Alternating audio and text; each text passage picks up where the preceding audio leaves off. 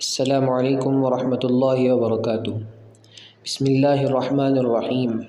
26 جنوری کیا ہے؟ کئی سال پہلے ظالم انگریزوں نے ہندوستان پر اپنا ظالمانہ قبضہ جما لیا تھا، محض اس غلط سوچ کے ساتھ کہ یہ ملک اس کا ہو جائے گا اور وہ اس ملک میں ظلم و ستم کے ساتھ حکومت کرے گا۔ لیکن سلام ہو ان مجاہدین آزادی پر کہ جنہوں نے اپنی جانوں کی بازی لگا دی اور اس ملک کو ظلم و ستم کی بیڑیوں سے آزاد کرانے میں کامیاب نکلے۔ آزادی حاصل کرنے کے اس بڑے کارنامے میں ہمارے اکابرین علماء بھی برابر شریک رہے اور ظلم و ستم کے خاتمے کے لیے شہادت کا جام بھی پی لیا۔ اللہ تعالیٰ تمام شہداء کی مغفرت فرمائے، آمین۔ دور فرنگی سے آزادی حاصل کرنے کے بعد یہ بات مناسب سمجھی گئی کہ اس ملک میں جمہوری نظام قائم ہو، جس کے لیے ایک ایسے آئین کی ضرورت پڑی جس کے ذریعے ہر ایک کو آزادی کے ساتھ جینے کا حق حاصل ہو۔ چنانچہ جمہوری حکومت کے قیام کے لیے ایک متوازن آئین کانسٹیٹیوشن تیار کیا گیا اور بااثر دانشور قانون ساز افراد کی ایک ٹیم کو ڈاکٹر امبیڈکر راؤ کی قیادت میں آئین سازی کی ذمہ داری سپرد کی گئی، جس کی تیاری کے بعد اسے دستور ساز اسمبلی کے سامنے پیش کیا گیا اور یوں قانون ساز اسمبلی نے 26 جنوری 1950 کو اس کے نفاذ کی اجازت دی۔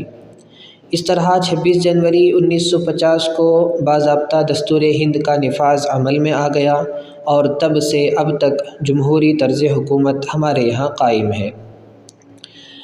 یہ بات خصوصاً ہم مسلمانوں کو یاد رکھنے کی ہے کہ اس جمہوری نظام میں ہر ایک کو اس کے مذہب، طور طریقوں اور علاقائی رسم و رواج اپنانے کی پوری آزادی حاصل ہے، جس کا خواب ہمارے اکابرین اور مجاہدین آزادی نے دیکھا تھا۔ لیکن آج افسوس کے ساتھ یہ محسوس کیا جاتا ہے کہ مسلمان اس ملک میں پرامن نہیں رہا، اس کو مذہب اسلام پر آزادی کے ساتھ چلنے سے روکا جا رہا ہے، جو سراسر جمہوریت کے خلاف ہے۔ لیکن ہم یہ نہیں سوچتے کہ ہم ہمارے مذہب پر، ہمارے دین پر، نبی صلی اللہ علیہ وسلم کی لائی ہوئی شریعت پر ہم کتنا عمل پیرا ہے۔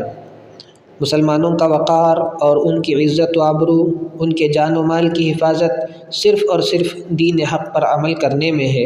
اگر ہم امن اور سربلندی چاہتے ہیں تو ہمیں اللہ کی طرف مکمل رجوع ہونا ہے اور پیارے آقا حضرت محمد صلی اللہ علیہ وسلم کی سنتوں کو مضبوطی کے ساتھ تھامنا ہے۔ اسی میں دنیا و آخرت کی بھلائی ہے۔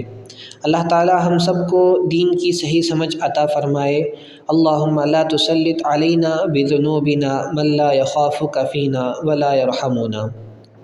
جو کوئی شریعت پر پابندی سے عمل پیرا ہوگا، اس کے لیے ہندوستانی دستور پر عمل کرنے میں کوئی تکلیف نہیں ہوگی۔ آئیں آج ہم یہ نیت کریں کہ ہم شریعت پر عمل کرتے ہوئے ملک میں امن و امان برقرار رکھیں گے۔